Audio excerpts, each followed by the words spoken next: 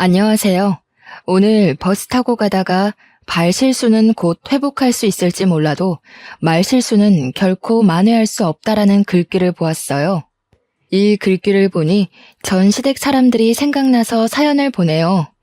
말로 한 사람의 자존감을 처참히 짓밟다가 결국에는 눈물 콧물 다 쏟은 전 시댁 사람들의 이야기 한번 들어보세요. 6살 된 딸아이를 키우는 30대 여성입니다. 저는 어릴 때부터 공부에는 관심이 없고 옷에 관심이 정말 많았어요. 그래서 대학교는 과감히 포기하고 바로 옷 장사를 시작했어요. 처음에는 동대문에 새벽부터 가서 재질 좋고 디자인도 예쁜 옷을 저렴하게 떼와서 프리마켓, 좌판 등을 통해 돈을 모았어요. 그렇게 2년 정도 이리저리 다니며 장사를 하니 가게 하나를 얻을 정도의 돈이 모이더라고요. 그래서 22살 때 가게를 얻어 저만의 옷가게를 열었어요. 처음에는 장사가 잘 되지 않았지만 2번, 3번씩 찾은 손님들에게 양말이나 기본 면 티셔츠도 제공하고 친절하게 인사하니 단골들이 하나둘씩 생기더라고요. 가격도 꽤 저렴한 편이라 입소문이 조금씩 나기 시작하더니 나중에는 한 달에 순이익이 어지간한 중소기업 월급만큼 나왔어요. 그 당시 저는 1년 365일 아침 9시부터 저녁 12시까지 가게의 문을 열어놨어요. 가게에서 먹고 자고 생활하며 제가 눈 떠 있는 시간은 항상 가게의 문을 열어두었죠. 사실 친구들이 대학교에서 MT, OT 등을 가며 술 먹고 소개팅하며 청춘을 즐기는 모습이 부럽기도 했어요. 하지만 정말 친했던 초등학교 동창이 보증금이 없어 전전긍긍할 때 제가 선뜻 빌려줄 수 있을 정도로 경제적으로 여유 있는 저의 모습이 너무 대견스러워 나름 만족하며 시간을 보냈던 것 같아요. 그렇게 일에만 몰두하고 산 지 5년 정도가 흘렀어요. 저희 옷가게 옆에 원래 할아버지가 하시던 빵가게가 있었는데 어느 날 그 빵가게가 문을 닫고 신발가게가 들어오더라고요. 신발가게 오픈한 첫날 신발가게 직원으로 보이는 사람이 시루떡을 들고 왔어요. 안녕하세요. 옆집에 새로 오픈한 신발가게 사장입니다. 앞으로 잘 부탁드립니다. 어머, 사장님이세요? 저는 너무 젊으셔서 직원분이신 줄 알았어요. 저도 잘 부탁드립니다.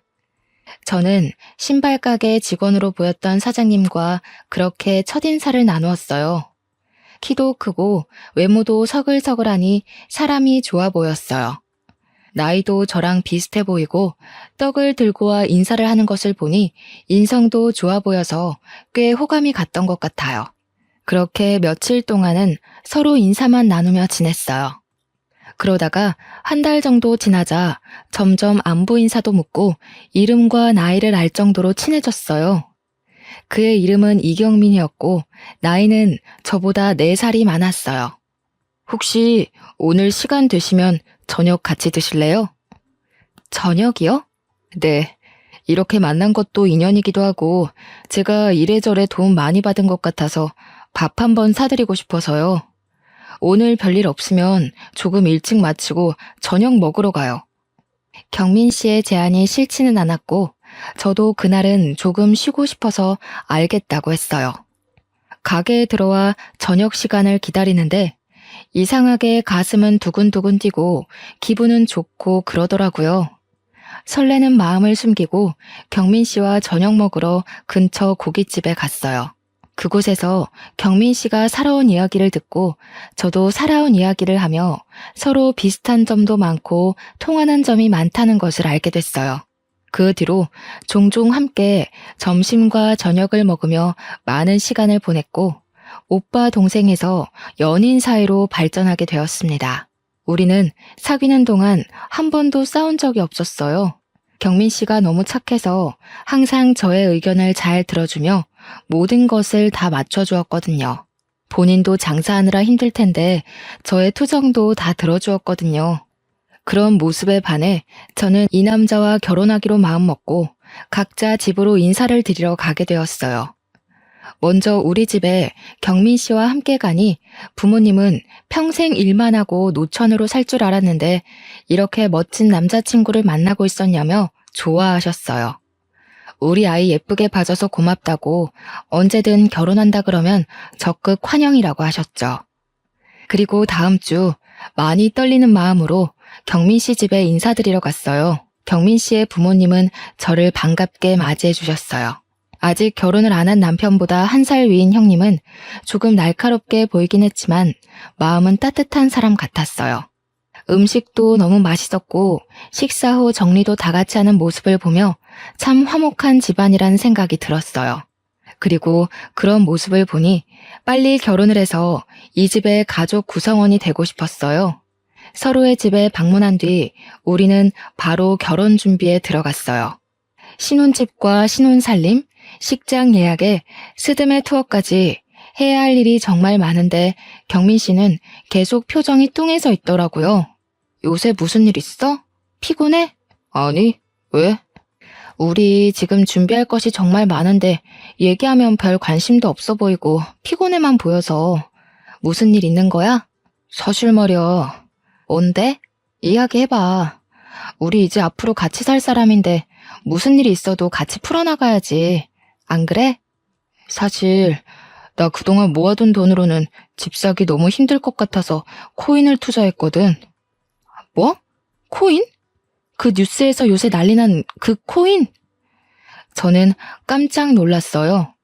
사실 저는 주식이나 코인, 부동산에 투자하는 것에 대해 부정적으로 생각하고 있어요. 건전한 투자로 재산을 불리는 일도 있다지만 사실 제 주변에서는 다들 주식이나 코인, 부동산 투자했다가 빚만 지는 경우가 더 많았거든요.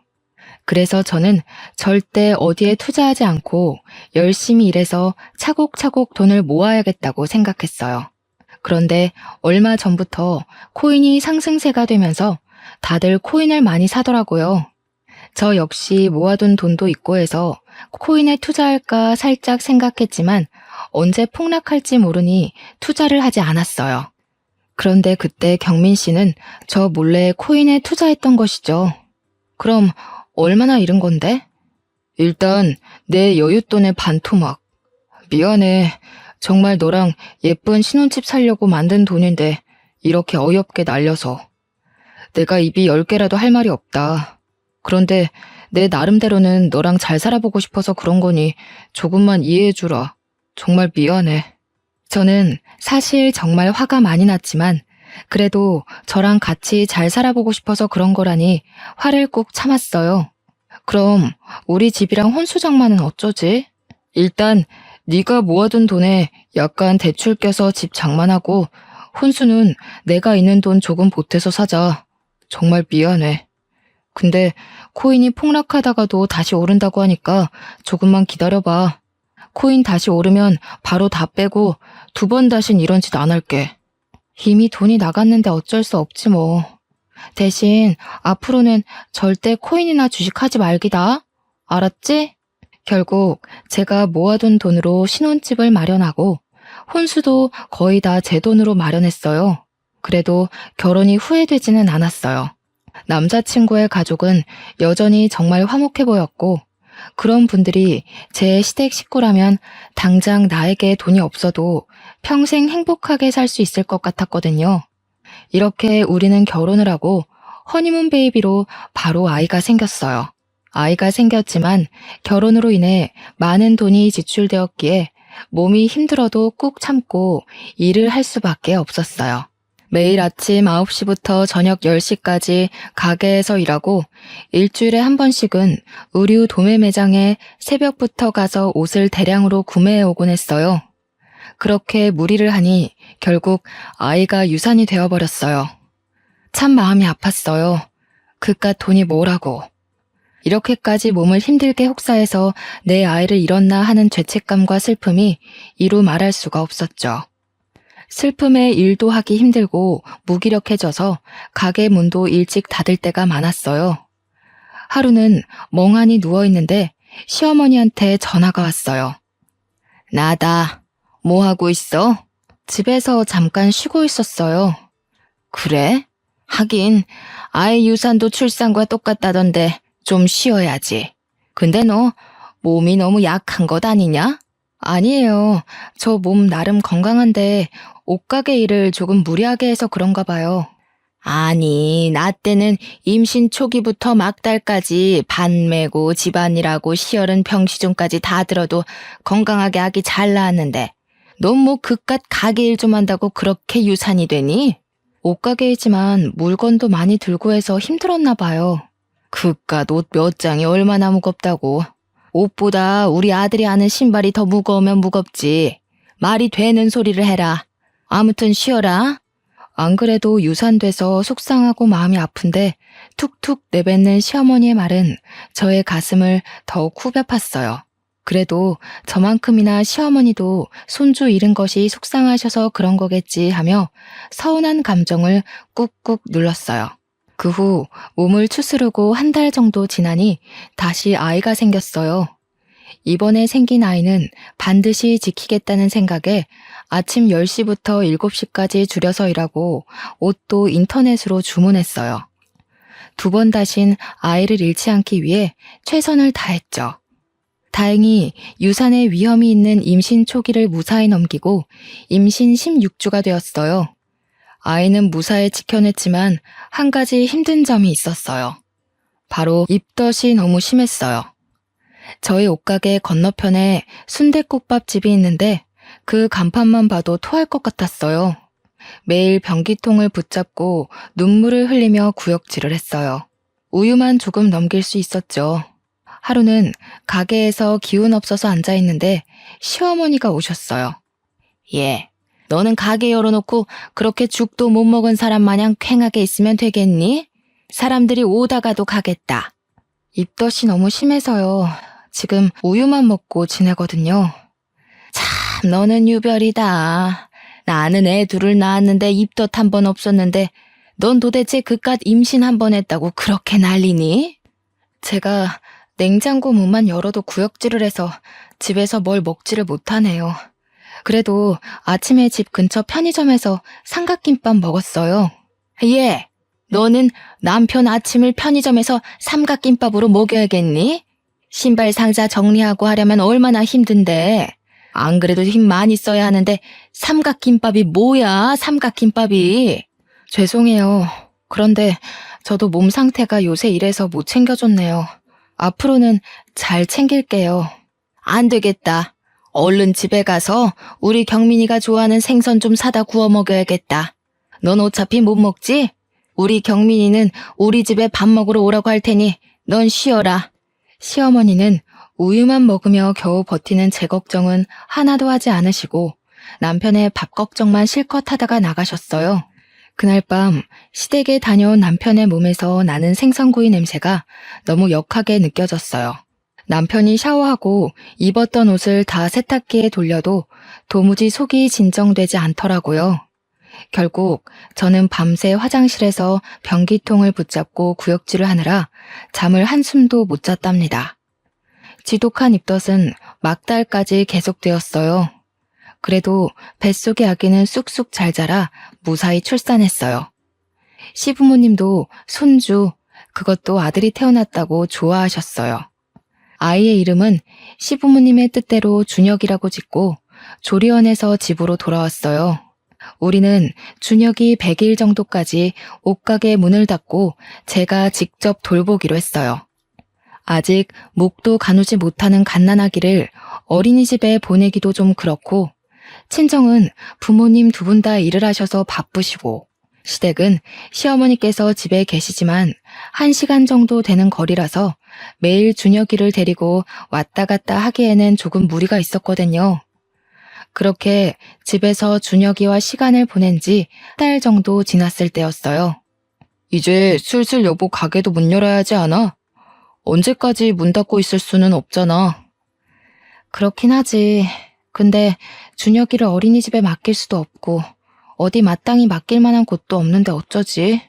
그래서 말인데 우리 부모님이 지금 사시는 집을 전세로 내놓고 큰 집으로 이사하실 생각이신 것 같던데 이참에 우리 집 근처로 이사 오셔서 준혁이를 봐주시는 건 어떨까? 뭐 같이 살자는 것도 아니고 준혁이를 봐주시면 나야 감사하지. 솔직히 나도 이제 가게에 나가긴 해야 하는데 준혁이 맡길 만한 곳도 없고 걱정되긴 했거든. 그치? 아무래도 잘 모르는 어린이집에 맡기는 것보다는 우리 엄마한테 준혁이를 맡기는 편이 더 낫잖아. 맞아. 근데 우리 집 근처에 시아버지, 시어머니, 형님까지 다 사실 수 있는 넓은 평수가 있어. 마침 건너편 아파트에 평수 넓은 집이 급매로 나왔더라고. 그럼 엄마한테 전화해서 거기로 알아보라고 해야겠다. 남편은 곧장 시어머니께 전화를 걸어 급매로 나온 아파트를 알려주었고, 다음 달 시부모님과 형님은 우리 집 건너편 아파트로 이사를 오셨어요. 일주일 뒤 준혁이를 맡기고 저도 오랜만에 옷가게 문을 열었어요. 거의 석 달 가까이 가게 문을 열지 못했더니 가게 구석구석 먼지가 뽀얗게 쌓여 있었어요. 당장 내일부터 장사를 시작하기 위해 청소를 하고 가게를 정리했어요. 금방 끝날 수 있을 줄 알았지만 너무 오랜만에 가게 문을 열어서인지 청소하고 정리해야 할 것이 산더미였어요. 쉬지 않고 온종일 움직였지만 오후 5시가 되도록 정리가 아직도 덜 되어 있었어요. 이걸 언제 다 하나 싶어 한숨을 푹푹 쉬고 있는데 시어머니한테 전화가 왔어요. 어미야, 오늘 언제 마치냐? 너무 오랜만에 가게 문을 열어서 정리할 것이 많아요. 조금 늦을 것 같은데요. 그냥 적당히 하고 빨리 와라. 준혁이는 왜 이렇게 울어댄다니? 준혁이가 많이 울었어요? 아무래도 집이 낯설어서 그런가 봐요. 우리 경민이는 아기 때 모유 먹이고 기저귀만 갈아주면 한 번도 울지를 않았는데 얘는 도대체 누굴 닮아서 이렇게 빽빽 울어대는지. 아무튼 빨리 들어와라. 경민이는 걱정하니까 말하지 말고. 시어머니와의 전화를 마치고 종일 울었다는 준혁이가 걱정돼 도무지 일이 손에 잡히지 않았어요. 저는 대충 일을 마무리하고 바로 옆 남편 가게로 넘어갔어요. 준혁이가 많이 온다고 전화가 와서 오늘은 일찍 먼저 들어가 봐야 할 것 같다고 말한 뒤 바로 시댁으로 향했어요. 시댁에 가니 준혁이는 잠들어 있었어요. 준혁이 얘는 널 닮아서 그런가? 정말 유별나게 울더라. 어찌나 시끄럽던지. 많이 힘드셨죠. 아기 보는 게 쉬운 일이 아닌데. 알긴 아는구나. 아, 그리고 내가 경민이한테 말하지 말랬는데 그새 왜 말했니? 경민 씨가 준혁이 아빠인데 알고 있어야죠. 가게가 바로 옆이라서 제가 문 닫고 가는 거 뻔히 다 아는데 굳이 둘러댈 이유도 없잖아요. 그래도 밖에서 일하는데 걱정되게 왜 그런 얘기를 하니? 너는 참 생각도 없다. 그냥 너 몸 힘들어서 오늘 빨리 문 닫는다고 말하고 오면 되지. 다음부터 이런 일 있으면 경민이한테는 말하지 말고 와. 알겠니? 솔직히 남편만 혼자 일하는 것도 아니고 저도 같이 일하고 준혁이가 저만의 아이도 아닌데 아이가 운 사실조차 숨겨야 하나 하는 생각이 들었어요. 그래도 일단 우리 준혁이를 돌봐주셔야 제가 가게에 나갈 수 있으니 굳이 시어머니의 기분을 상하게 할 필요는 없겠다 싶어 그냥 알겠다고 하고 넘어갔어요. 그 뒤로도 가게에서 조금만 늦게 퇴근하면 시어머니는 전화로 빨리 오라고 성화하셨어요. 저도 가게 일로 바쁜데 자꾸 그러시니 짜증이 나기도 했지만 노년의 나이에 아이 보는 게 얼마나 힘드실까 싶어 최대한 시어머니의 기분을 맞춰드리려고 노력했어요. 그런데 점점 시어머니의 육아에 이해가 가지 않는 부분들이 생기기 시작했어요. 10개월 정도 되었을 때는 퇴근하고 오니 준혁이가 후라이드 치킨을 먹고 있었어요. 제가 여기에 대해서 뭐라고 하면 예전에는 5개월 때부터 밥도 먹고 나물도 먹고 했다면서 도대체 이게 무슨 문제냐고 성하셨어요. 이러한 시어머니의 육아 방식이 마음에 안 들었지만 그래도 남편을 이렇게 건강히 잘 자라게 하신 분이니 믿고 따랐어요. 그러다 준혁이가 갓 돌이 지난 어느 날이었어요. 여느 때처럼 가게 문을 열고 장사 준비를 하고 있는데 준혁이의 몸이 불덩이처럼 뜨겁다고 시어머니한테 급하게 전화가 왔어요. 저는 바로 가게 문을 닫고 남편에게로 가서 준혁이의 상태를 말한 뒤 곧바로 시댁으로 향했죠. 도착하고 저는 경악하고 말았습니다. 바로 시어머니가 준혁이의 엄지손가락을 따버렸고 준혁이는 엉엉 울고 있었더군요. 그 모습을 보는 순간 저는 너무 기가 막히고 깜짝 놀라 시어머니께 소리를 질렀어요. 어머니, 지금 준혁이한테 뭐 하시는 거예요? 원래 열날 때 손가락 끝을 따서 더러운 피를 빼주면 금방 낫는다. 그리고 너는 어른한테 말버릇이 그게 뭐니? 어머니, 제가 소리 지른 것은 죄송하긴 한데요. 어른도 아니고 어린애 손을 이렇게 맘대로 따면 어떡해요. 혹시라도 감염이라도 되면 어쩌려고요. 당연히 약국 가서 사놓은 수지침으로 소독도 다 하고 했지. 그리고 옛날에는 아기들 열나면 다 이렇게 했어. 옛날이야 병원이나 약이 많이 없어서 그랬다 쳐도 요새는 아니잖아요. 엎어지면 코다할거리에 병원 있고 약국 있는데 진료받고 해열제 먹이면 되지. 왜 굳이 집에서 해결하려고 하시는 거예요? 빨리 병원을 데려가셨어야죠. 야, 의사들보다 나이 더 먹은 내가 더 잘 알아. 이러면 금방 열이 내린다니까. 이게 다 선조들의 지혜란 말이야. 그러는 너는 왜 내가 뭘 하기만 하면 바락바락 대드니? 시애미가 그리 만만하냐? 저는 준혁이를 빼앗듯이 데리고 소아과로 갔어요. 진료를 보니 아이의 열은 돌치레인 것 같다며 당분간은 열이 날 수도 있으니 해열제 잘 먹이고 잘 보라고 하셨어요. 진료 후 집에 왔는데 남편에게서 전화가 왔어요. 우리 엄마랑 무슨 일 있었어? 엄마가 며느리 무서워서 준혁이 못 보겠다고 하시던데. 사실 준혁이가 열난다 해서 집에 왔는데 어머니가 수지침으로 다짜고짜 애 손가락을 따버린 거 있지? 그거 보고 깜짝 놀라서 나도 모르게 말이 막 나왔네. 나 어릴 땐 열나면 바로 손 따고 했어.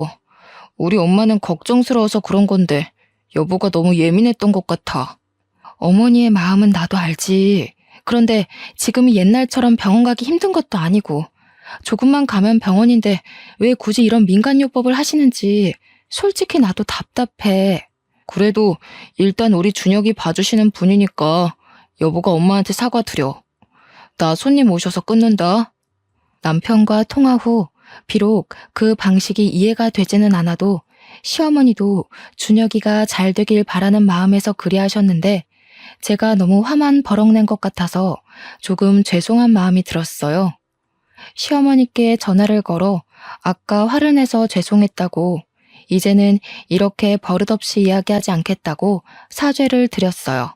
사실 시어머니의 행동은 계속 이해가 되지 않았지만 그래도 어찌 됐든 우리 준혁이를 돌봐주시는 분이고 시어머니가 계셔서 제가 가게에 나갈 수 있기에 시어머니의 육아 방식에 따르고 존중해 드리기로 했어요. 그렇게 1년이 지났어요. 여전히 준혁이는 시어머니의 손에 맡기고 옷가게로 매일 출근을 했어요. 예전만큼은 아니었지만 먹고 사는데 지장이 없을 정도로 매출이 나오기 시작하며 생활의 안정을 찾을 즈음 매장 옆에 큰 공사를 시작하더니 커다란 패션 아울렛이 들어섰어요. 그곳은 옷의 종류가 다양하고 저렴해서 사람들이 많이 몰렸어요. 제가 봐도 옷을 사려면 소규모 가게인 제 가게보다는 패션 아울렛으로 갈 것 같더라고요. 점점 손님들은 줄고 급기야 하루 매출 0원을 찍는 날도 종종 생겼어요. 점점 손님은 줄고 팔지 못한 옷들이 쌓여가기 시작했어요. 매출이 없다고 해도 꾸준히 가게 월세나 전기세 등의 유지비는 들기에 급기야 마이너스가 되었어요. 가게 문을 닫아야 할 지경에 이르렀지만 그래도 20대의 청춘을 바친 작은 가게를 폐업하기는 싫어 꾸역꾸역 운영하다가 결국 큰 빚을 떠안게 되었어요. 어쩔 수 없이 가게 문을 닫았는데 이미 생긴 큰 빚은 도무지 제 선에서는 해결하기 힘들 것 같아 남편에게 여윳돈 좀 받아서 해결할 마음으로 이야기를 나눴어요. 여보, 미안한데 혹시 여윳돈 좀 있어? 왜? 사실 지금 가게에 빚이 너무 많아서 너무 힘들어. 혹시 여윳돈 있으면 조금 나 좀 빌려주면 안 될까? 그동안 신발 가게 하면서 모아둔 돈 있잖아. 사실 지금 돈이 없어. 왜? 신발 가게는 장사 꽤 잘 됐잖아. 몰라 아무튼 없어. 진짜 한 푼도 없어. 그동안 제가 옷가게에서 번 돈으로 생활했고 남편은 신발 가게에서 번 돈을 모아 나중에 급한 일이 있을 때 쓰자고 했었거든요. 그런데 생활비 한 푼 주지 않았으면서 돈이 한 푼도 없다는 게 조금 이상했어요. 설마 결혼 전처럼 또 코인이나 주식에 투자한 것은 아닌지 불길한 예감이 들었죠. 그래서 남편이 씻고 있을 때 몰래 핸드폰을 확인해 보니 아니나 다를까 코인에 또 거액의 투자를 한 것이 아니겠어요. 역시 예전처럼 투자한 금액이 반토막이 나 있는 상태였어요. 여보, 이게 뭐야? 또 코인에 투자한 거야? 옷가게 적자라서 돈 좀 굴려볼까 해서 그랬다. 아니, 결혼 전에도 그렇게 이러놓고 또 코인에 돈을 넣어버리면 어떡해. 또 돈 잃었잖아. 지금 옷가게 빚만 갚아주면 되지? 내가 어떻게든 해결할게. 그리고 코인으로 반토막 난 것도 반드시 원상복구할 거야. 그니까 성질 좀 내지 마. 아우 귀찮아. 남편은 바로 시어머니께 전화해서 옷가게의 상황을 다 말씀드렸어요. 다행히 시어머니 아버지께서 돌아가시면서 남겨둔 유산이 있어 그곳으로 저의 빚을 다 갚을 수 있었어요. 시어머니의 도움으로 무사히 빚을 다 청산하긴 했지만 사업 실패로 인한 상처가 너무 커 무엇을 다시 시작하기가 겁이 났어요. 남편도 당분간은 집에서 준혁이 키우는 데만 전념했으면 좋겠다고 해서 집에 있는데 시어머니와 형님이 집에 찾아오셨어요.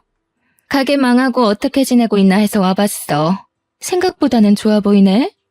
네, 그런데 평생 일만 하고 살아서 그런가 집에만 있으려니 답답하네요. 어머, 그런데 이 백은 뭐야? 이거 그 한정판 아니야? 꽤 값이 나갈 텐데. 그거 초등학교 동창이 결혼할 때 선물로 사준 거예요. 친구가? 친구가 왜 이런 비싼 백을 선물해줘? 22살 때 그 친구가 생활이 너무 힘들어서 돈을 조금 보태줬거든요. 그때 너무 고마웠다고 결혼 선물로 이 백을 선물로 주더라고요. 아까 가게에서 보니까 우리 경민이는 구멍난 가방 메고 다니던데. 올케는 참 좋은 백 있네. 형님, 안 그래도 경민 씨 가방에 구멍 나서 제가 말했더니 쓰던 가방이 편하다고 굳이 그 가방을 메고 가겠다더라고요. 이 백, 명품 백이니까 팔아서 현금을 만드는 게 좋지 않겠어? 지금 생활비도 모자라는데 이딴 백이 무슨 소용이야? 어머니, 그래도 이건 제 동창이 감사의 의미로 선물을 준 건데 이걸 어떻게 팔아요? 안 돼요. 남편이 밖에서 힘들게 번 돈 잘 모으고 아껴서 불릴 생각을 해야지. 어떻게 너는 네 마음대로만 생각하니? 참 너 생각이 없다. 어머니, 남편이 힘들게 버는 것 옆에서 항상 지켜봐서 저도 열심히 아끼며 생활하고 있어요. 그래, 허튼 곳에 돈 쓰지 말고 꼭 아껴. 내가 한 번은 빚 갚아줘도 두 번은 못 갚아준다. 옳게, 진짜 이런 시어머니가 어딨어? 이제 다른 일 벌리지 말고 그냥 조용히 집에 있어. 알겠지? 시어머니와 형님은 저의 빚을 갚아준 것을 들먹이며 제 속을 마구 헤집어 놓았어요. 사실 정말 화가 났지만 뭐라 할 수가 없었어요. 어찌되었건 저의 빚을 갚아주신 건 시어머니셨으니까요. 그날 뒤로 시어머니는 혈압약을 받으러 갈 때마다 저를 부르셨어요. 혼자서는 힘들어서 못 가니 병원에 좀 데려다 달라고요. 병원에서 오는 길에는 제 옷가게가 망해서 우리 아들이 빚더미 앉았던 거 생각하니 속이 상해서 고혈압이 온 것 같다며 시어머니의 병이 꼭 다 제 탓인 것처럼 말씀하셨어요. 전 억울한 면이 있기는 했지만 그래도 시어머니의 돈으로 빚을 해결했기에 뭐라 딱히 반박할 말이 없었어요. 유난히도 더웠던 지난 여름에는 집에 있는데 시어머니께서 집으로 오라고 전화가 왔어요. 준혁이를 데리고 시댁에 가니 오늘 시어머니 지인들과 친목 모임을 집에서 하는데 마침 복날이니 삼계탕 만드는 것을 도와달라고 하시는 것이 아니겠어요? 부엌에 가보니 닭과 재료만 사다 놓고 손질이 하나도 되어 있지 않더라고요. 저는 그 무더위에 땀 뻘뻘 흘리며 혼자 삼계탕 10인분을 만들고 집에 왔어요. 퇴근한 남편한테 오늘 이런 일이 있었다고 말하니 너는 집에 있는데 엄마 친구들에게 삼계탕 하나 끓이는 게 뭐가 힘드냐며 오히려 타박이더라고요. 이럴 때 빈말이라도 이렇게 더운데 고생했다고 말해주면 얼마나 좋을까 싶어 섭섭한 마음에 눈물만 흘리다가 잠이 들었어요. 다음날 밤새 잠을 설치다가 늦잠을 자고 있는데 아침부터 시어머니한테 전화가 오더라고요. 어제 삼계탕 먹고 설거지거리가 잔뜩 쌓여있는데 허리가 아프시다며 와서 설거지 좀 해달라고요. 전날 울어서 그런지 머리가 깨질 듯이 아파서 죄송하지만 오늘 머리가 아파서 못 가겠다고 했더니 젊은 애가 무슨 맨날 아프냐며 내가 너 빚만 안 갚아줬어도 그냥 좋은 데 가서 맛있는 음식 대접했을 텐데 너 빚 갚느라 어제 집에서 허접스러운 음식 대접했다면서 막 쏘아붙이시는 거예요. 저는 또 바보같이 시어머니의 그런 모진 말들을 다 듣고도 아무 말도 할 수가 없었네요. 어찌되었건 시어머니의 돈으로 급한 빚을 해결했으니까요. 그 뒤로도 시어머니의 부르심은 거의 매일같이 계속되었어요. 사소한 집안일부터 잡다한 심부름까지 거의 모든 일을 다 저에게 시키셨어요. 그리고 일이 마쳐질 때쯤이면 내가 너의 빚을 갚아줘서 돈이 없다는 식으로 말씀하시며 안 그래도 사업 실패로 얻은 상처에 모진말이라는 소금을 팍팍 뿌리셔서 제 속은 만신창이가 되었어요. 남편을 붙잡고 울고 몇 번이나 이야기해 보았지만 남편은 항상 시어머니 편이었어요. 그래도 우리 엄마가 빚을 다 갚아주지 않았느냐며 제가 정말 미웠으면 선뜻 돈을 주시지도 않았을 것이라고 하나뿐인 며느리가 잘 풀리지 않는 모습이 답답해서 그러는 것이라는 말도 안 되는 얘기만 앵무새처럼 반복했어요.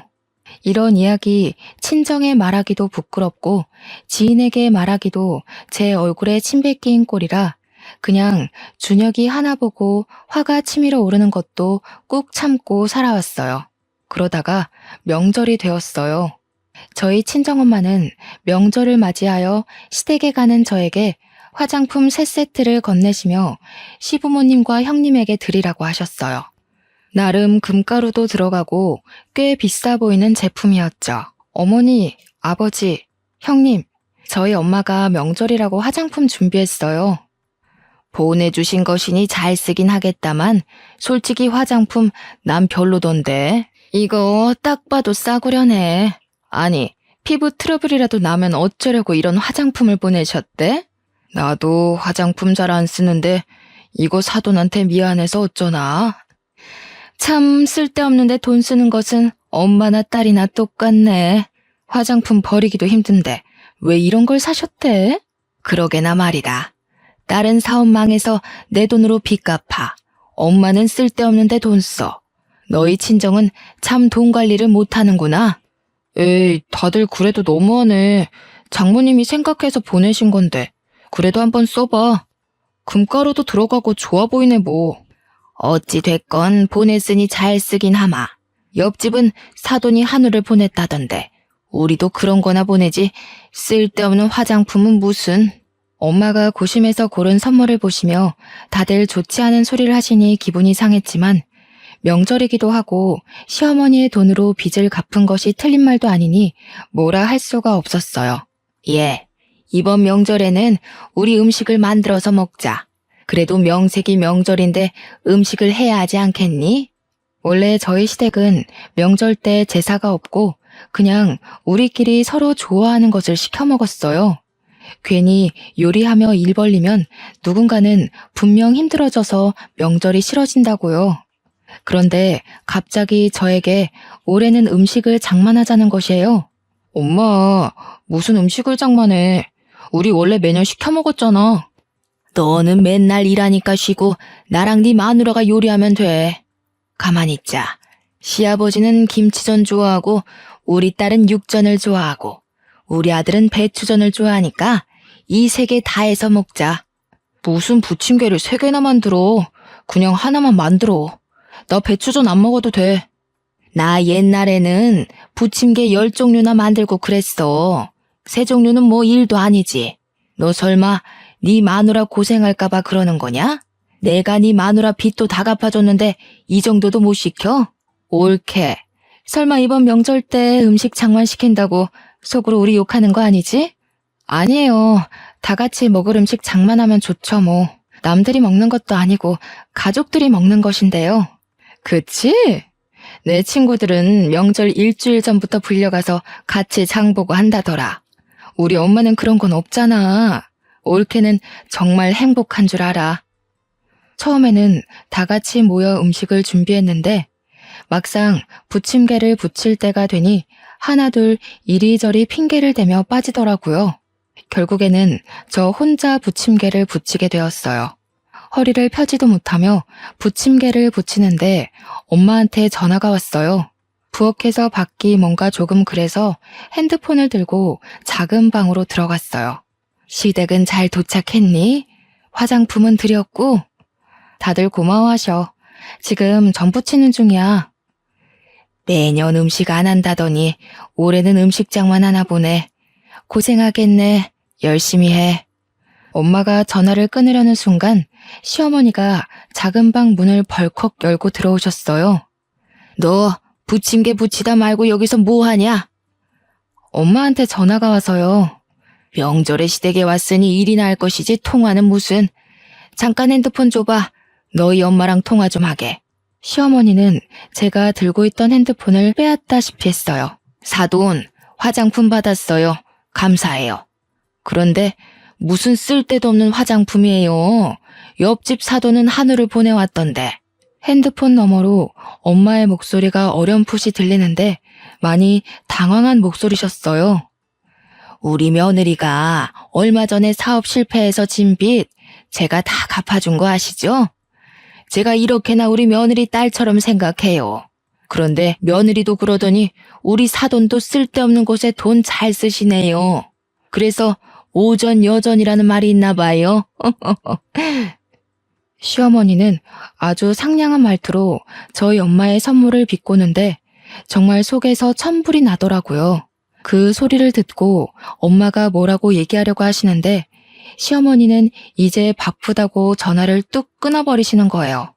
기껏 생각해서 선물을 준비한 엄마의 성의를 무시한 것도 모자라 엄마에게 전화로 막말까지 하는데 더는 가만히 있을 수가 없었어요. 저는 그 자리에서 앞치마를 벗어던지고 챙겨온 짐을 싸기 시작했어요. 얘, 너 지금 뭐 하는 짓이냐? 어머니, 방금 선 크게 넘으셨어요. 아무리 그래도 저희 엄마한테 그런 식으로 말씀하시는 건 아니죠. 내가 뭘 어쨌다고 그러니? 시어머니와 저의 말다툼이 시작되자 무슨 일인가 싶어 온 가족이 작은 방으로 왔어요.